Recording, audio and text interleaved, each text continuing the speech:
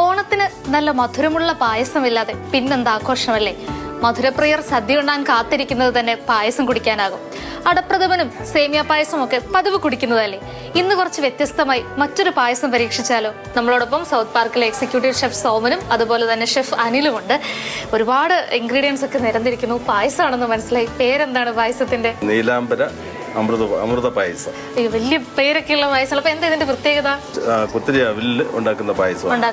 അതിൽ മാമ്പഴവും അതിന്റെ പേസ്റ്റും നമ്മുടെ ശർക്കര ചൗരിയും പിന്നെ തേങ്ങാപ്പാൽ തീർച്ചയായിട്ടും അതെല്ലാം പായസത്തിന്റെ ചേരുവകളാണല്ലോ ബാക്കിയുള്ളത്. അപ്പൊ എന്തായാലും ഇതൊക്കെ കേട്ടിട്ട് വളരെ വെറൈറ്റി ആണെന്ന് തോന്നുന്നുണ്ട്. അപ്പൊ എന്തായാലും ഉണ്ടാക്കി നോക്കാം. അപ്പൊ ആദ്യം എന്ത് ഇൻഗ്രീഡിയന്റിലാണ് തുടങ്ങണ്ടേ? ആദ്യം നെയ്യാണ് ഒഴിക്കുന്നത്. നെയ്യ് ഒഴിക്കണല്ലേ?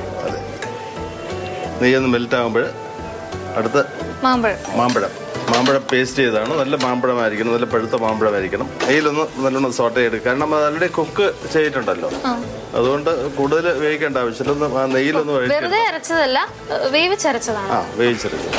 അടുത്ത ശർക്കര മൊത്തത്തിൽ ഒഴിച്ചേക്കട്ടെ. മധുരത്തിനനുസരിച്ച് ചേർക്കാം അല്ലേ? അതെ. ഇനി അടുത്ത് നമ്മള് സോക്ക് ചെയ്ത അവില് പാലില് സോക്ക് ചെയ്ത് വെക്കും. കാരണം പശുവിൻ പാലില്. അതെ, മുഴുവൻ ഇട്ടേക്കട്ടെ. ചെറുത്.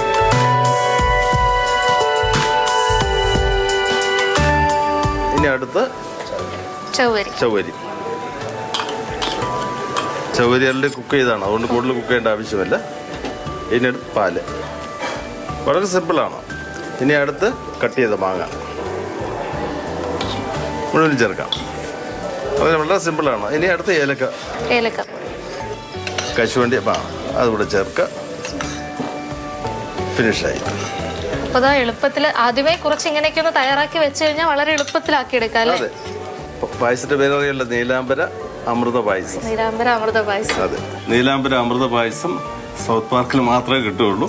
സൗത്ത് പാർക്കിന്റെ സ്പെഷ്യൽ നീലാംബര അമൃത പായസമാണ് എന്റെ കയ്യിലിരിക്കുന്നത്. നല്ല നെയ്യിന്റെ മധുരത്തിന്റെ ഒക്കെ വാസന വരുന്നുണ്ട്. ഇങ്ങനെ മാമ്പഴമൊക്കെ ഇട്ടതുകൊണ്ട് തന്നെ ഉണ്ടായിക്കൊണ്ടിരുന്നപ്പോഴേ വായിൽ കപ്പലോടിയായിരുന്നു. എന്തായാലും ഒന്ന് രുചിച്ചു നോക്കാം. നല്ല മധുരമുണ്ട്. മധുരപ്രിയർക്ക് ഈ ഓണത്തിന് നൽകാൻ പറ്റുന്ന ഏറ്റവും നല്ല സമ്മാനമായിരിക്കും ഈ പായസം തന്നെ പറയട്ടോ. ഇവിടെ നേരിട്ട് വന്ന് കഴിക്കണമെന്ന് ആഗ്രഹമുള്ളവർ ഇങ്ങോട്ട് പോന്നോളൂ. ഇല്ലെങ്കിൽ വീട്ടിലും ട്രൈ ചെയ്ത് നോക്കാം. ഒരു വെറൈറ്റി അടിപൊളി പായസം.